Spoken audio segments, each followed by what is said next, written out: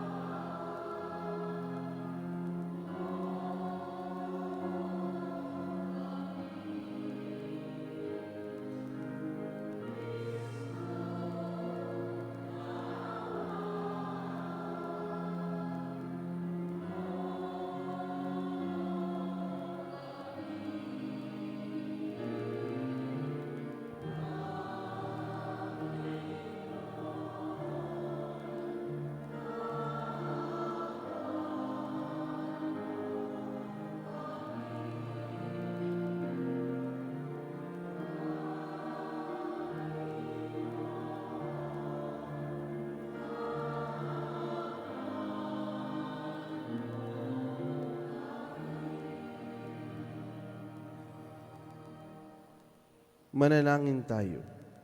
Ama naming makapangyarihan, sa pagganap nitong 40 araw na paghahanda at lakas ng dulot ng iyong salita, ipagkaloob mong may tagalaga namin sa iyo ang banal na pagditimpi ng aming buong pagkatao upang kami iyong laging marapating magkaisang diwa sa aming pagdalangin. Sa pamamagitan ni Jesucristo kasama ng Espiritu Santo, magpasawalang hanggan. Amen. Ang lahat po ay magsiupo.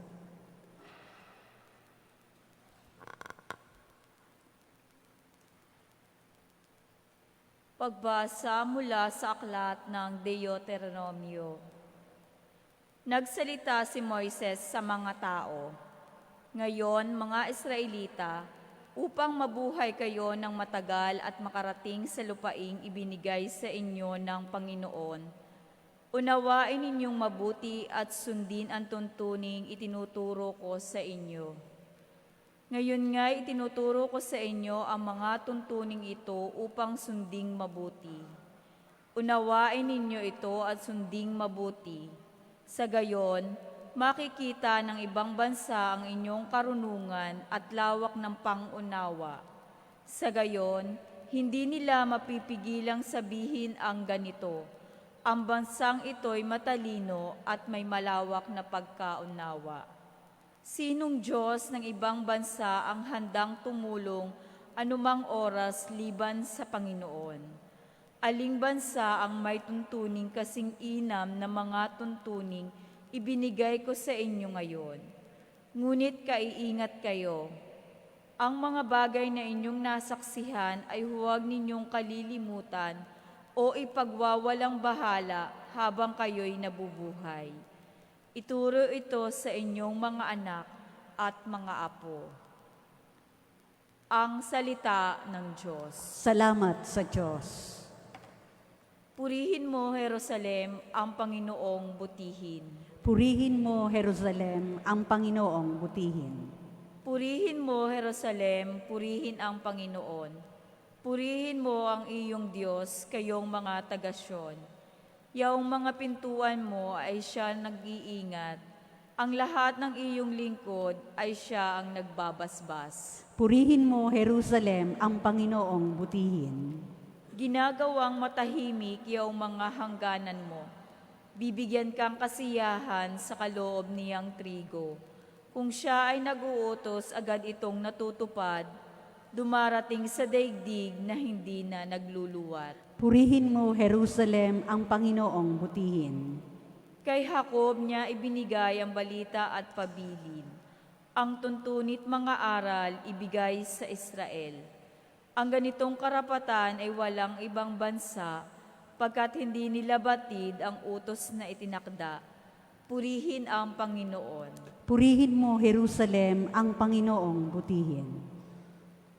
Magsitayo po ang lahat.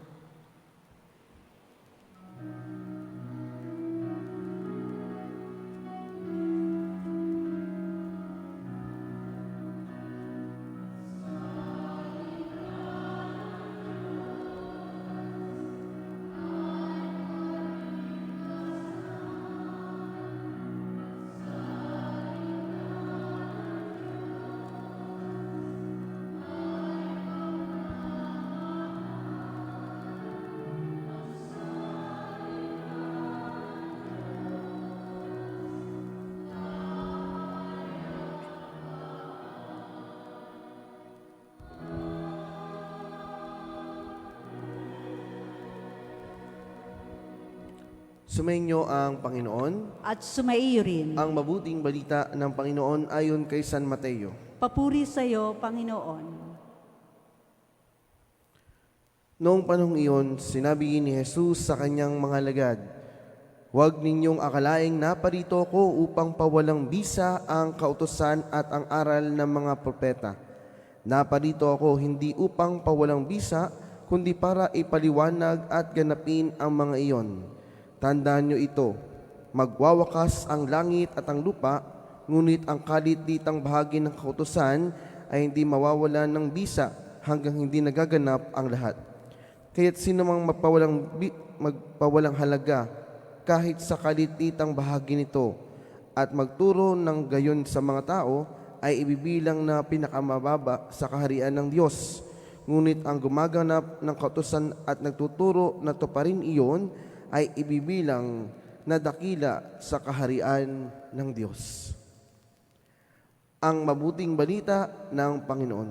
Pinupuri ka namin, Panginoong Hesukristo. Ang lahat po ay magsiupo. Magandang umaga po sa ating lahat. Magandang umaga po. Batas. Pinaka-importanteng sangay ng buhay ang mga batas dahil ito ang nagsisilbing standard ng pamumuhay ng isang tao, isang guideline kumbaga, upang tayo ay hindi mapahama. Kaya nga po, imagine kung wala po tayong sinusunod na batas, marahil maraming nagkaagulo sa mga oras na ito. Isang simpleng guidance sa atin upang hindi tayo mapahamak o magkaroon ng pagkaagulo dito sa mundong ito. Kaya nga po, napaka-importante ng batas sa lipunan. At sa mabuting balitang ating napakinggan, tila po baga binibigyan diin ni Jesus ang kahalagahan ng batas. Dahil sabi niya, hindi siya naparito upang ipawalang bisa ang mga kautusan, bagkos upang ganapin ang mga iyon. At ayon po sa mga nag-aral ng banal na sulatan, hindi pwedeng na mismong si Jesus ang sumira ng batas dahil siya mismo o galing mismo sa Diyos ang batas sa sinusunod noong unang panahon. Kaya nga po, hindi po pwedeng tanggalin at ipawalang bisa ang mga kautusan dahil ito'y galing sa Diyos. Kaya naman mga minamahal na kaibigan, sinasabing naparito ang ating Panginoon upang to have a good interpretation ng mga batas o mga utos. Kaya nga binibigyan linaw na ang batas sa mga tao upang mas maunawaan nila ang kahalagahan ng turo ng Diyos. Dahil sa kadahilanan na ang batas at ang kautusan ay para sa tao at hindi ang tao para sa batas. Kailan lang nagiging masama ang batas kapag ito po ay ginawan ng hindi maganda. Ibig kong sabihin, kapag hawak ng isang tao ang batas, ngunit pag ginamit niya sa masama ito'y nagiging masama at nagkakaroon siya ng pagkakasala sa tao at sa Diyos. Kaya nga mga minamahal na kaibigan sa pananampalataya, isang paalala sa atin itong mga bagay nito, lalo tigit ang mensahe ng Ebanghelyo sa umagang ito. To have a good interpretation sa batas. To have a good knowledge sa mga kautusan ng Diyos. Dahil ito, bilang isang tao, bilang isang Kristiyano, tinatawagan tayong saliksikin, tignan ang mga kautosang ibinigay na sa atin noong una pa. Kaya nga po, sa misang ito, atin pong idalangin sa Diyos na sana pagkalooban tayo ng malawak na pag-iisip upang makita natin ang tunay na kahalagahan ng turo at batas na ibinigay na sa atin ng Diyos noong una, para hindi tayo mahulog sa mas malalim na pagkakasala dahil we interpret the law in good terms, not in a bad terms. Kaya nga sa misang ito, idalangin natin na maging malawak ang ating isip upang maging kalugod-lugod tayo sa pagsunod sa mga batas na ibinigay sa atin.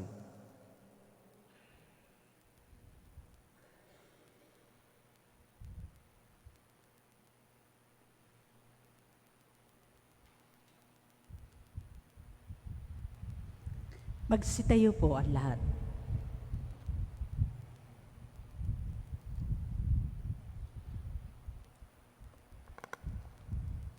Manalangin tayo sa Diyos na ating Ama, ang nagbibigay ng lahat ng mabubuting biyaya upang lagi nating sundin ang kanyang mga batas na may bukas na loob tulad ni Kristo. Sa bawat tugon, Panginoon, dinggin mo ang aming panalangin. Panginoon, dinggin mo ang aming panalangin. Ang simbahan naway maghatid sa mga tao ng liwanag ni Kristo sa pamamagitan ng pangangaral ng Ebanghelyo. Manalangin tayo sa Panginoon. Panginoon, dinggin mo ang aming panalangin.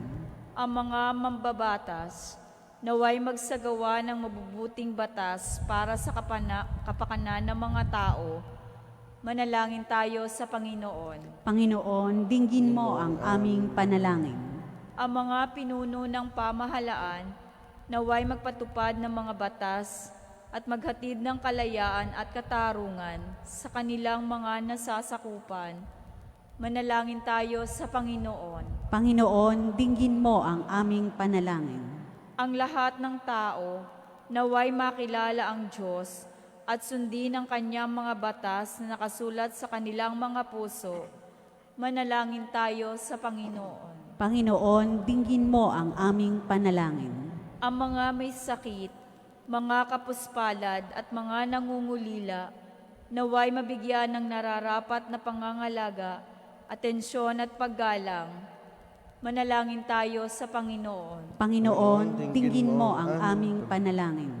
Ang mga namatay kay Kristo, naway pagkalooban ng pag-ibig at habag sa kaharian ng langit. Manalangin tayo sa Panginoon. Panginoon, dinggin mo ang aming panalangin. Ama naming nasa langit, pagkalooban mo kami ng biyayang makasunod sa iyong mga utos at magtaguyod ng iyong batas at salita sa lahat ng mga nasa ilalim ng aming pangangalaga. Hinihiling namin ito sa pamamagitan ni Kristong aming Panginoon. Amen. Ang lahat po ay magsiupo.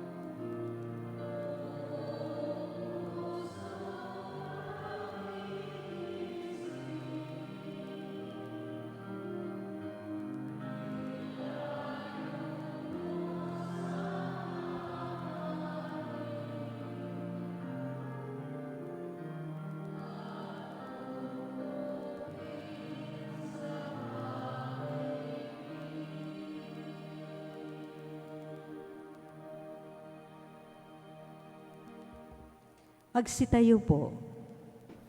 Manalangin kayo mga kapatid upang magahay natin ay kalugdan ng Diyos amang makapangyarihan. Tanggapin nawa ng Panginoon itong pagkain sa iyong mga kamay, sa kapurihan at karangalan, sa ating kapakinabangan at sa buong sambayanan niyang banal. Ama naming lumikha, tanggapin mo ang mga panalangin at alay na iyong sambayanan at kami pagtanggol mo sa mga ligalig sa buhay. Paundangan sa paghahain ngayon, ipinagdiriwang sa pamagitan ni Jesucristo, kasama ng Espiritu Santo magpasawalang hanggan. Amen. Sumainyo ang Panginoon, At sumaiyo rin, itaas sa Diyos ang iyong puso at diwa. itinaas na namin sa Panginoon. Pasalamatan natin ang Panginoong ating Diyos. Marapat na siya'y pasalamatan. Ama naming makapangyarihan, tunay niyang marapat na ikaw ay aming pasalamatan sa pamamagitan ni Jesucristo na aming Panginoon. Binibigyan mo kami ng bagong pagkakataon upang ganapin ang paghahanda ngayon para sa pagdiriwang ng muling pagkabuhay. Kaysa ng iyong anak na minamahal, aming inilalaan ang panahon, talino at yaman para ganapin ang iyong kalooban na ang kapwa-tao ay lubos na damayan. Sa pagdiriwang namin sa aming pagsilang bilang mga kaanib ng iyong sambayanan, kami iyong pinagkakamit ng katayuang ganap sa pagtatangkilik. Kaya't kaisa ng mga anghel na nagsisaawit ng papuri sa iyo nang walang humpay sa kalangitan, kami nagbubunyi sa iyong kadakilaan.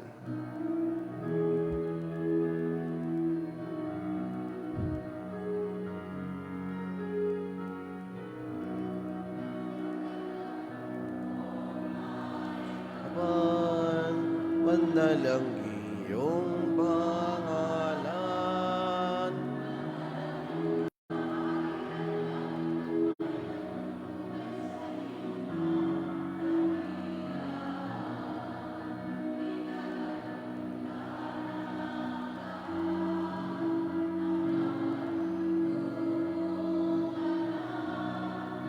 Siyang napulat sa mundo.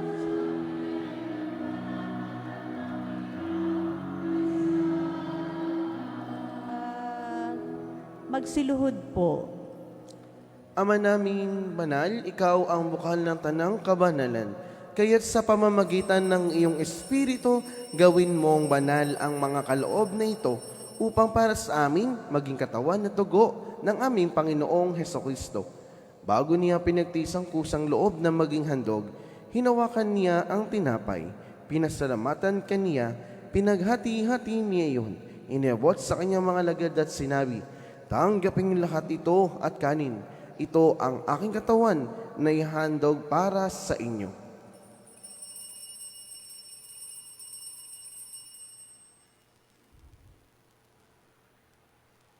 Gayun din naman, nung matapos ang hapunan, hinawakan niya ang kalis. Muli kaniyang pinasalamatan. Inabot niya ang kalis sa kaniyang mga lagad at sinabi, "Tanggapin lahat ito at inumin. Ito ang kalis ng aking dugo, ng bago at walang hanggang tipan. Ang aking dugo na ibubuhos para sa inyo at para sa lahat, sa ikapagpapatawad ng mga kasalanan. Gawin niyo ito sa pag-alaala sa akin."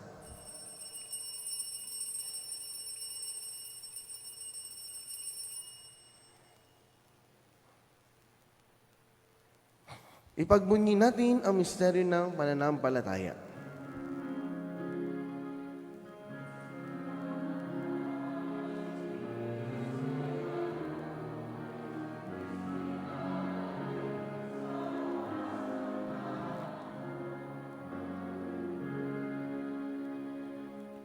Ama, ginagawa namin ngayon ng pag-alaala sa pagkamatay at muling pagkabuhay ng iyong anak. Kaya't iniali namin sa iyo ang tinapay na nagbibigay buhay at ang kalis na nagkakaloob ng kaligtasan. Kami nagpapasalamat dahil kami iyong minarapat na tumayo sa harap mo para maglingkod sa iyo. Isinasamo namin kami magsalo-salo sa katawan na dugo ni Kristo ay mabuklod sa pagkakaisa sa pamamagitan ng Espiritu Santo. Ama, lingapin mo ang iyong simbahang laganap sa buong daigdig. Puspusin mo kami sa pag-ibig kay San ni Francisco na aming Papa at ni Mel Rey na aming Obispo at ng Tanang Kaparian. Alalahanin mo rin ang mga kapatid naming nahimlay na may pag-asang sa limuling mabubuhay, gayon din ang lahat ng mga pumanaw. Kaawaan mo sila at patuloyin sa iyong kaliwanagan. Kaawaan mo at pagindapati kami lahat na makasalo sa iyong buhay na walang wakas, kaysa na mahal na Birheng Maria na ina ng Diyos, kaysa ni San Jose na kaniyang esposo, kaysa ng mga apostol at ng lahat ng mga banal na namuhay dito sa daigdig ng kalugod-lugod sa iyo. May pagdiwang nawa namin ang pagpupuri sa kararangal mo sa pamamagitan ng iyong anak na aming Panginoong Hesukristo.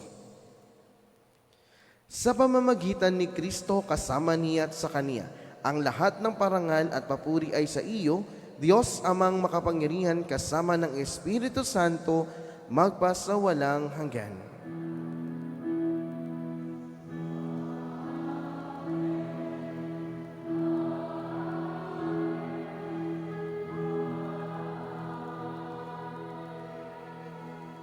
Magsitayo po ang lahat. Sa tagubili na kagaling na utos at turo ni Jesus na Panginoon natin at Diyos, ipahayag natin ng lakas loob.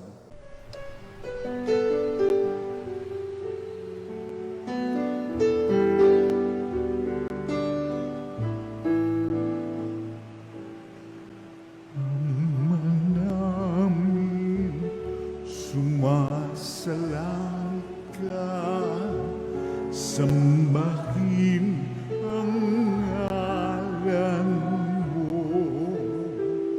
mapasa amin ang kaharian mo, sundin ang loob mo dito sa lupa para ng sa langit. Bigyan mo po kami ngayon ng aming kakanin sa araw-araw at patawarin mo kami sa aming mga sala, para ng pagpapatawa namin sa nagkakasala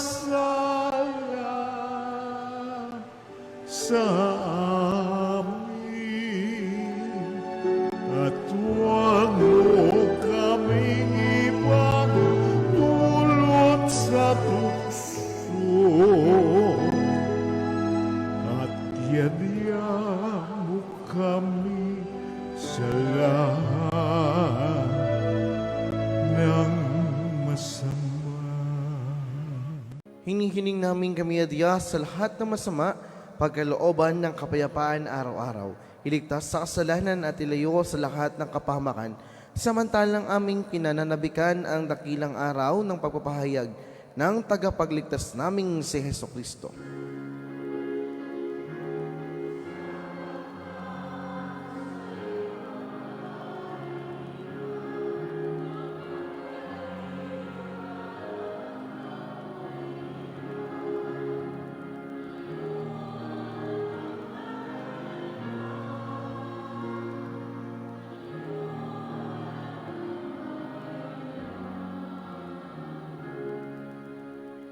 Panginoong Hesukristo, sinabi mo sa iyong mga apostol, kapayapaan ang iniiwan ko sa inyo. Ang aking kapayapaan ang ibinibigay ko sa inyo.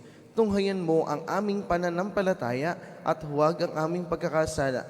Pagkalooban mo kami ng kapayapaan at pagkakaisa ayon sa iyong kalooban kasama ng Espiritu Santo, magpasawalang hanggan. Amen. Ang kapayapaan ng Panginoon ay laging sumainyo lahat. At sumaiyo rin. Magbigayan kayo ng kapayapaan sa isa't isa. Peace be with you po sa inyo lahat.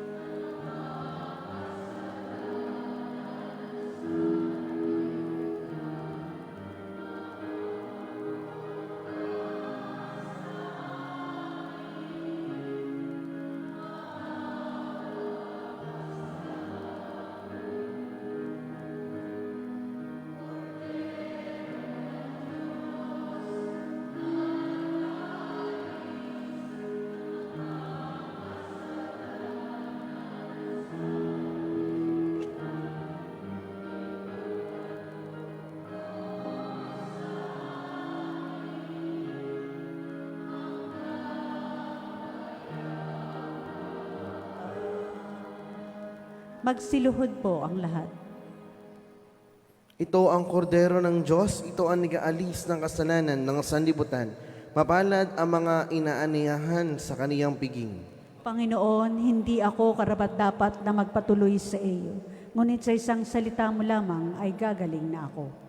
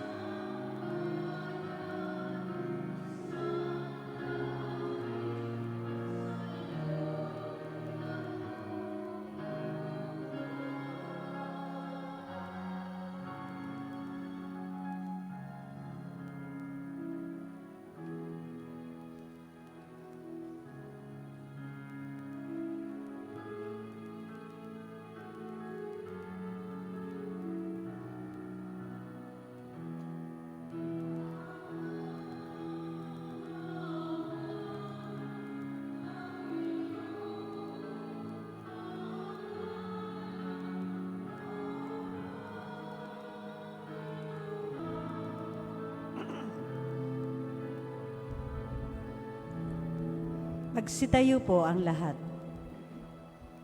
Manalangin tayo.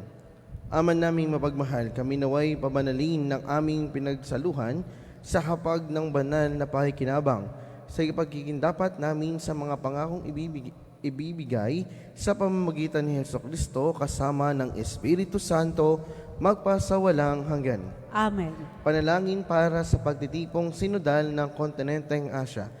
Sabay-sabay po natin dasalin, Ama naming mapagmahal, nagpapasalamat kami para sa iyong anak, ang aming Panginoong Hesukristo, Nakipamayan siya sa amin at inakay kami mula sa dilim ng kasalanan tungo sa liwanag ng kaligtasan.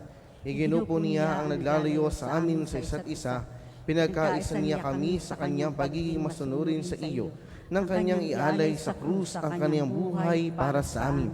Nagpapasalamat din kami para sa kaloob mong Espiritu Santo na patuloy na gumagabay sa amin at nagtuturo sa amin ng daan para maging simbahan at para sa mga bunga ng sinodo tungkol sa synodality na nagbuklod sa amin sa tunay na pagbubuklod, aktibong pakikisangkot at pinasiglang pagbimisyon. Maraming salamat.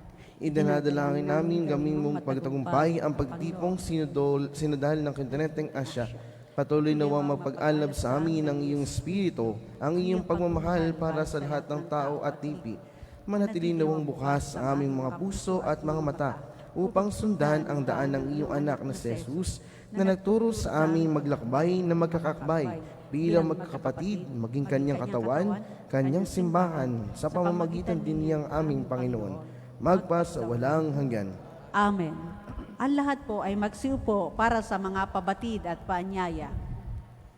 Para sa panalangin at pagbabasbas, inaanyayahan po sa unahan ang mga nagdiriwang ng kanilang kaarawan ngayong araw na ito. Nagdiriwang ng kanilang anibersaryo ng kasal, nakatakdang mga ibang bansa at sasailalim sa pagsusulit. Susunod po ang panalangin at pagbabasbas sa mga religious articles.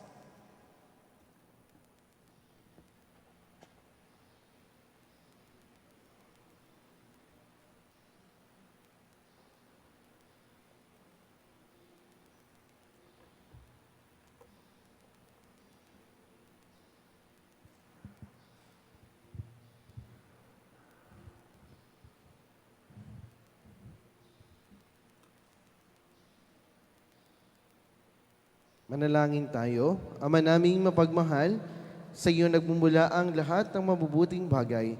Hinihiling namin na basbasan mo ang aming mga kapatid na nagdiriwang na kailang karawan, anibersaryo ng kasal, nakatakdang mga ibang bansa at sasailalim sa pagsusulit.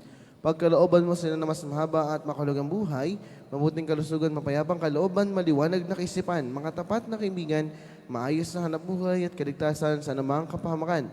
Basbasan mo rin ang kanyang mga gawain at ikain upang mga ito'y matupad ayon sa iyong kalooban.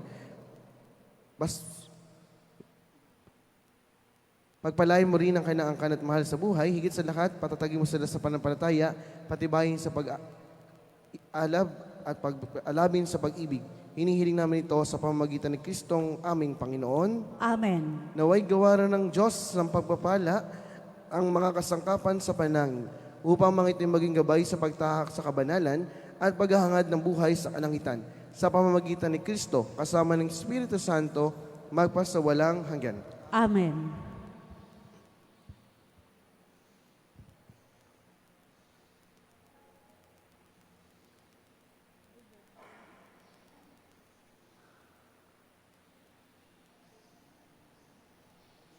Palakpakan po natin sila.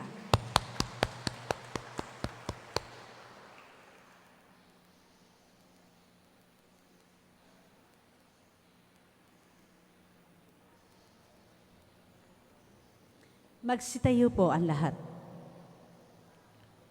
Sumainyo ang Panginoon At sumaiyo rin. at pagpalain kayo ng makapangyarihang Diyos Ama, Anak at Espiritu Santo. Amen. Tapos na ating banal na pagdiriwang, humayo kayong mapayapa. Salamat sa Diyos. Palakpakan mo natin ng Diyos.